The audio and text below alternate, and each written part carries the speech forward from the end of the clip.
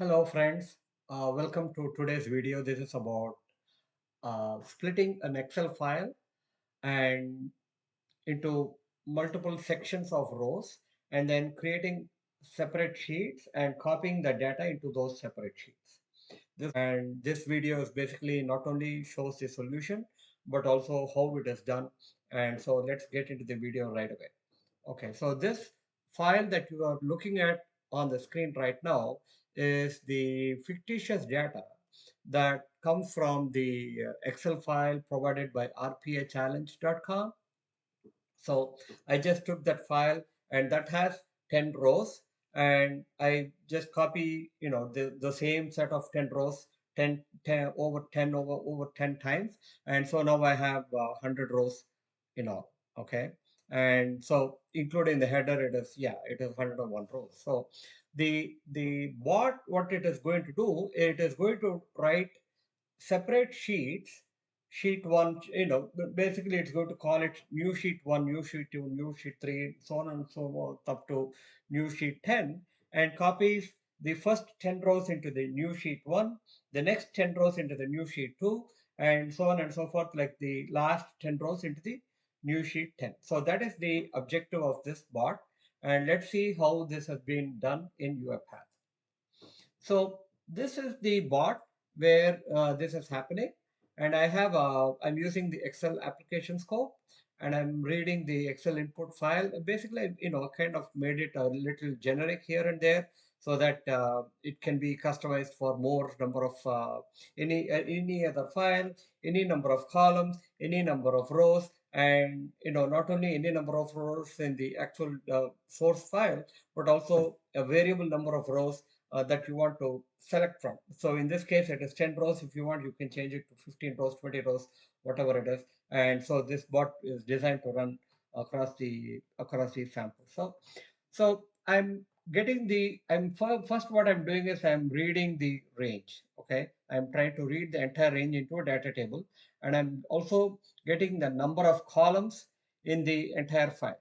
Okay, so I read the range into source.dt.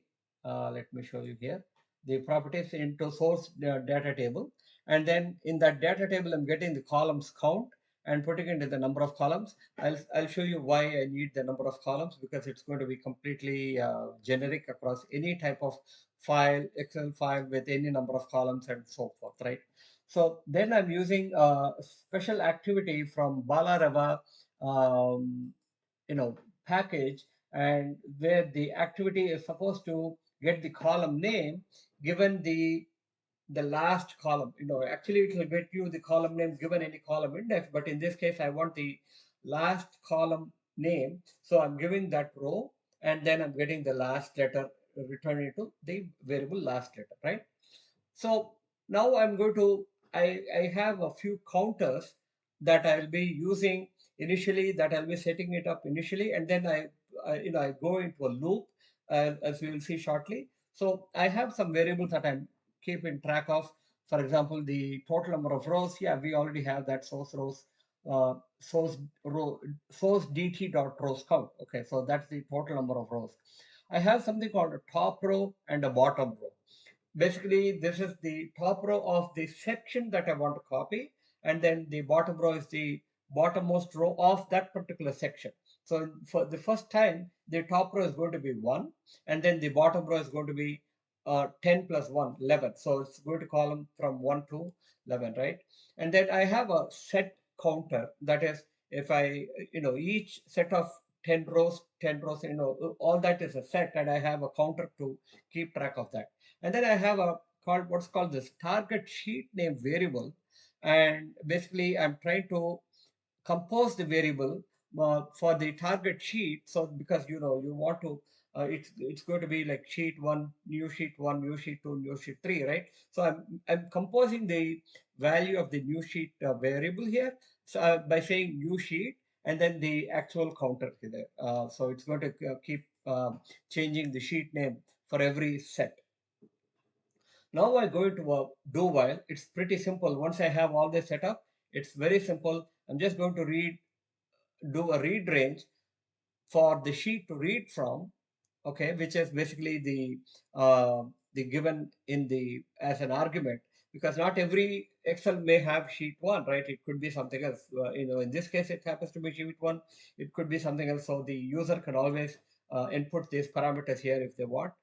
And so I read the range and look at this. I have a special way of composing the range itself. So it's always going to be the first column, which is A.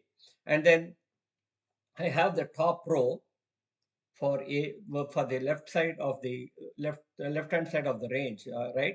And then for the right hand side of the range, I have the column name, which is basically the last letter, and then the bottom row as the as the row count. So it's going to be A top row colon last letter bottom row. That's how it's going to be composed. Okay. Then I'm going to do a read write range basically into that target sheet name, and from that into that target sheet name. And in the target sheet name, I don't have to worry about any specific range. It's always going to be A1, right? And the data table that I'm capturing from that particular set is temp DT, and in the right range, it's going to be I'm using that particular temp DT to write into the right range.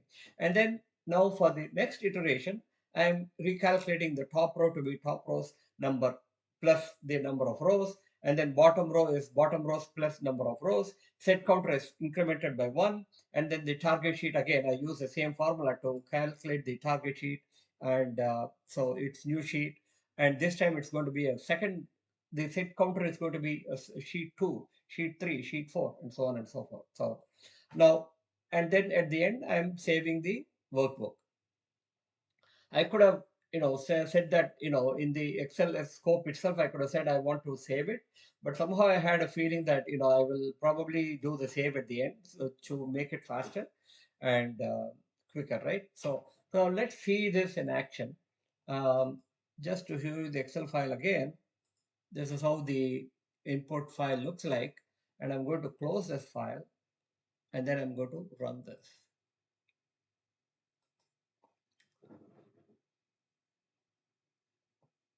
Basically, it was doing everything with the file hidden. It has done everything. So now let's see the Excel file. So there we go. It has created new sheet 1, 2, 3, 4, and all so on, so on up to your 10. And the sheet 1 is intact. It's still the same 100 rows. And new sheet 1 has 10 rows, new sheet 2 has 10 rows. And so that's how this is done.